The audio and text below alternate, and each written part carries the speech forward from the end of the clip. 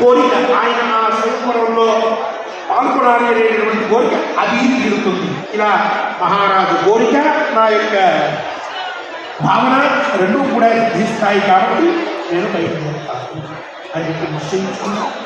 అలా నిశ్చయించుకున్న తర్వాత అప్పటికే శరీరంలో ఉన్నటువంటి సత్తువ తగ్గిపోతున్నట్లుగా ఉంటే దైన్యం ముఖంలో తాండవిస్తూ ఉన్నప్పుడు ఋతుపర్ణ మహారాజు దగ్గరికి వెళ్ళి అంజలి ఘటించి ఋతుపర్ణుడి యొక్క కోరిక, ఆయన ఆ స్వయంవరంలో పాల్గొనాలి అనేటువంటి కోరిక అది తీరుతుంది. ఇలా మహారాజు కోరిక, నా యొక్క భావన రెండూ కూడా సిద్ధిస్తాయి కాబట్టి నేను బయటపడతాను అని చెప్పి నిశ్చయించుకున్నాను. అలా నిశ్చయించుకున్న తర్వాత అప్పటికే శరీరంలో ఉన్నటువంటి సత్తువ తగ్గిపోతున్నట్లుగా ఉంటే దైన్యం ముఖంలో తాండవిస్తూ ఉన్నప్పుడు ఋతుపర్ణ మహారాజు దగ్గరికి వెళ్ళి